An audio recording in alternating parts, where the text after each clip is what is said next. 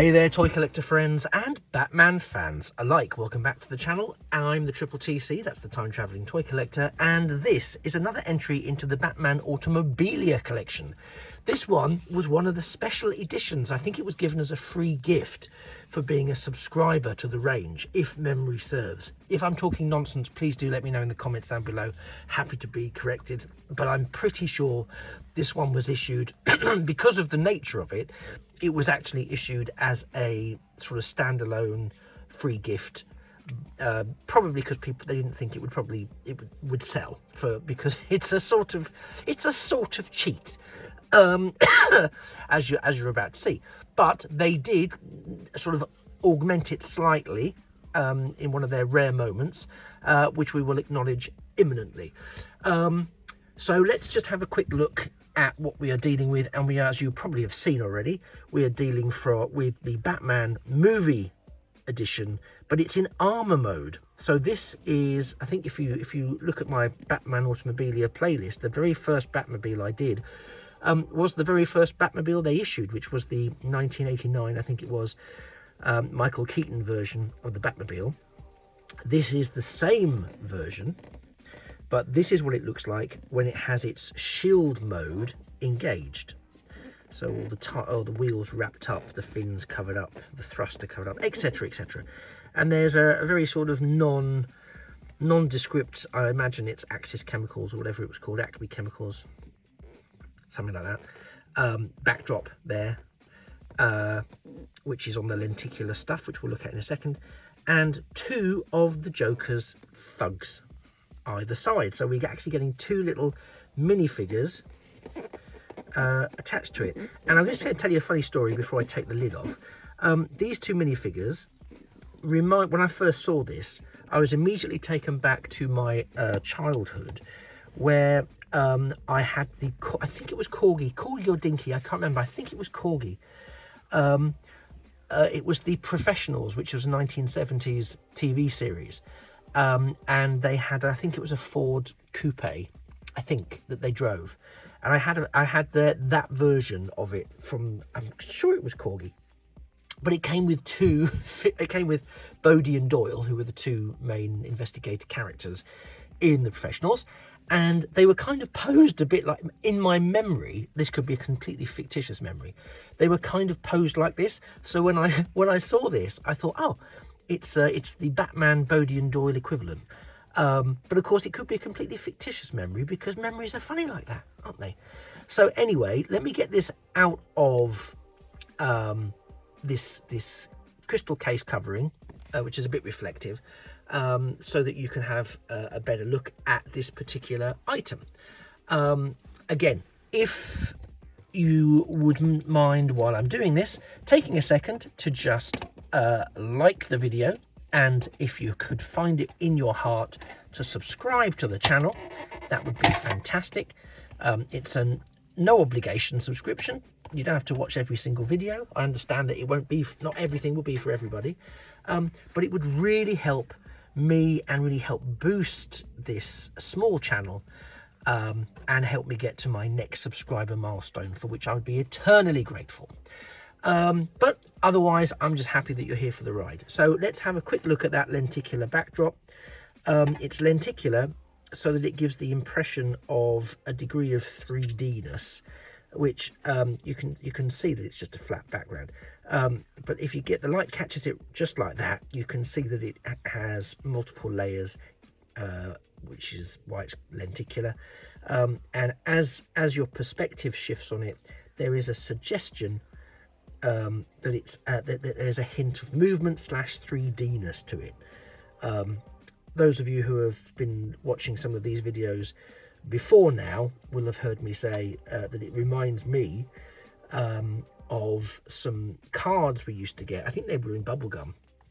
Some cards we used to get as children, although I'm sure adults could eat it as well, which were dinosaurs. They were lenticular dinosaur cards, and that level of lenticularity was used to, you held it one way and you saw the dinosaur version, you held it another way, and it was replaced by the modern equivalent of that dinosaur, which was, informative and fun.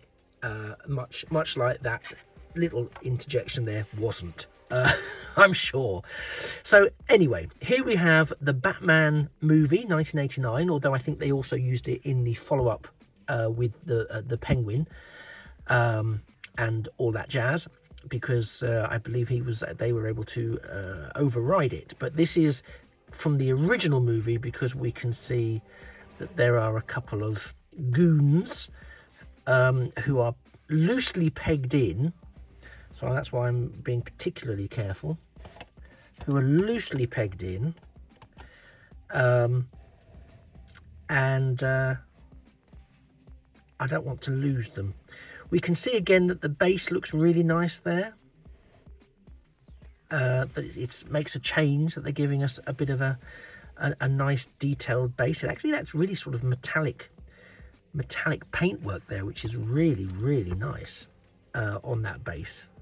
I know this isn't about the base, but it is nevertheless really, really nice to see it there. Again, we can probably have a bit of a better look at the figures. I'm saying they're the Joker's goons because they're wearing the sort of purple jackets and they're armed and they're just firing. It looks a little bit like they're firing at each other, but I think they're firing at the Batmobile. Now, this isn't the most detailed. Again, this is why I think it was probably free. This isn't the most detailed iteration of the Batmobile.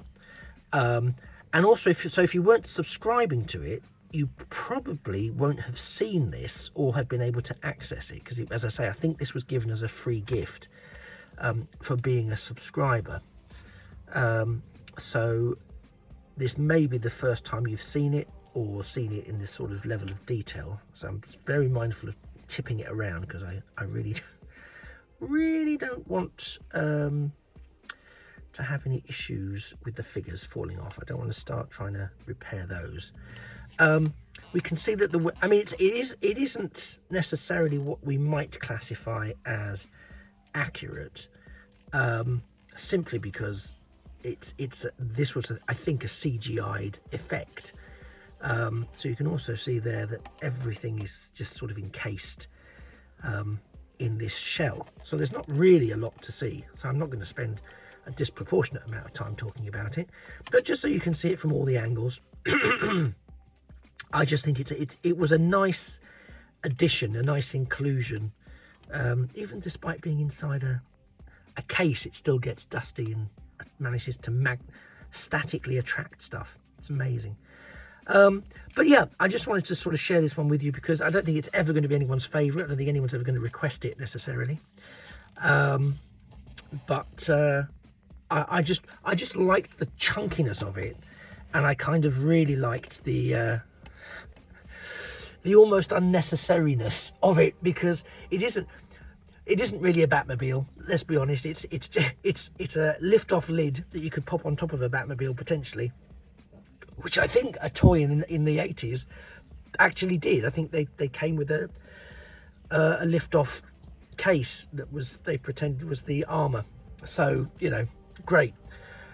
But I like it. It's nice. It's very evocative. It as you've seen, it's got some of my memories flowing just looking at it today for the purposes of this video. So hopefully this might have jogged some warm and fuzzy memories for you too. I hope it has. I certainly hope it has. If you've got a favourite Batmobile or alternative Bat transport that you think was released in the range, or you're not sure if it was, by all means drop me a comment below. If it was, I should have it, and I'll happily add that to my I'll knock it up the to-do list in terms of the Automobilia videos. And I'll, if I don't have it, I'll let you know in the comments down below. Again, thank you for spending the last 10 or 11 minutes with me. It's been a pleasure having you. If you can like and subscribe to the channel, it would be great. But if not, as I've said already, I'm just super grateful that you were able to be here and spend some time with me looking at this. And I very much look forward to seeing you in a future or indeed a past video.